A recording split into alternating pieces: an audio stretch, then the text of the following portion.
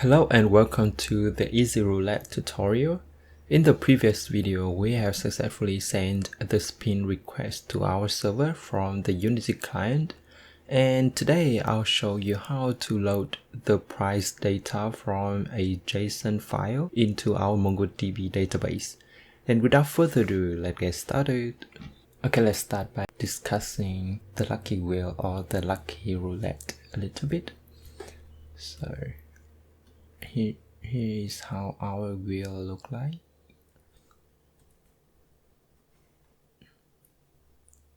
It has 8 fragments, something like this, and the fragment index start from 0. So basically our wheel is a list of fragments. Each piece here is a fragment. Okay, and a fragment will contain its own index, the price value first, and the quantity, and the ratio, of course. And finally is the price type, which is an enum price type. It has 3 values. One is empty, the second one is star, and the last one is key. That's basically how our wheel will be in our implementation. Alright, let's go back to our code and let's open the app API. First of all, I want to create a service, namely the wheel service.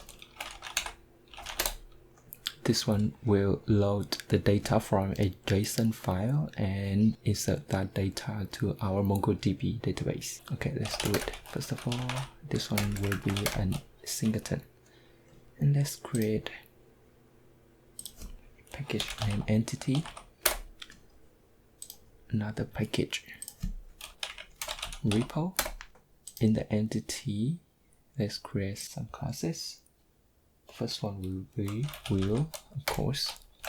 This one has the data annotation from Lombok, easy collection, because it will be inserted in our database. The first field is the ID with the annotation easy ID. The second field is the list of wheel fragment, which is a class that we will create in a minute. Fragments. Okay, let's create the wheel fragment now. It has a data annotation as well, and it has a objects binding annotation, so that we can map it to an object in our Java code. And as we discussed before, the first field is index, second one is the price value, third one will be the quantity, and fourth one is the ratio. The final one is the wheel price type enum, namely price type. And let's create that enum now.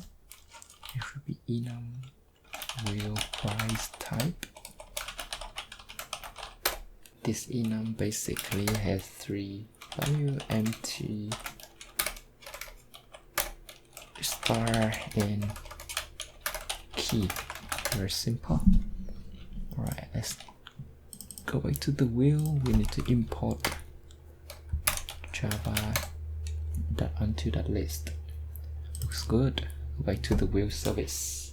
In the wheel service, first I want to load the data from my JSON file. We have to create the JSON file first. Okay, let's create a directory resource. Okay, and has pushed the JSON file in my gist, and I'll provide the link in the video description. Let's copy this one for now and create a JSON file wheel.json in our resources folder and paste the one that I have just copied. Looking good. So this one have an ID and a list of fragments. Each fragment has the index, price type, quantity, and ratio. Looking good. Go back to the wheel service. Okay. First of all, I'll define the wheel that I want to load. Just a private. And I also want to communicate with the database, so I'll load in the wheel repo. Oh, I need to create it first. It will be an interface wheel repo, which extends the EzyMongo repository with the ID type of string and the object type of wheel. Okay, let's import this class. This one should be EzyRepository with the name wheel repo. Okay, go back to the wheel service. Let's import the wheel repo. Okay, and we can auto construct it by using the EzyAutoByte. And to load the JSON file, let's define the public void post init, and let's add an annotation, namely easy post init. This one will be called after the constructor. So let's get the wheel from the database first and check if it exists or not. The key will be wheel or hardcode for simplicity. File by ID to be exact. And if it is null, which means it is not in our database yet, so let's create it by load wheel from JSON file. Okay, and I'll create this method now. Okay, so first of all, I need an object mapper.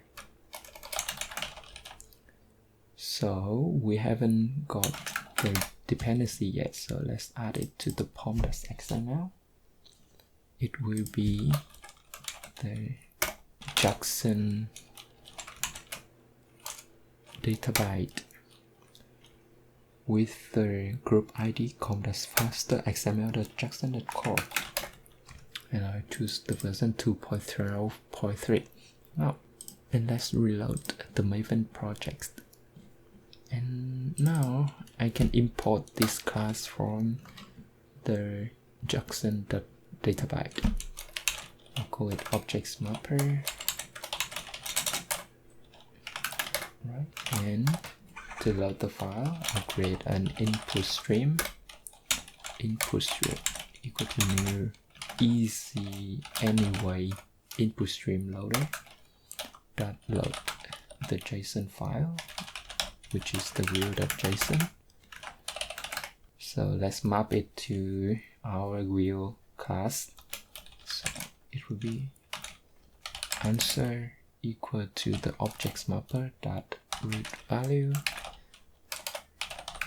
from the input stream with the type of wheel.class.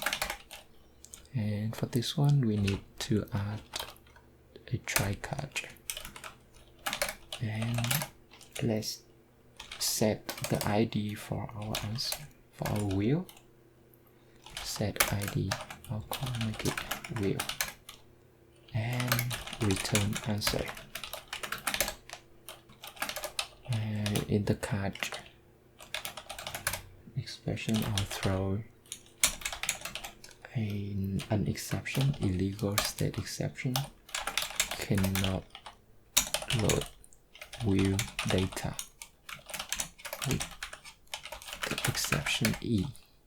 Okay, and finally let's save the wheel into our database by calling wheel repo.save and passing the wheel that we have just read from the JSON file.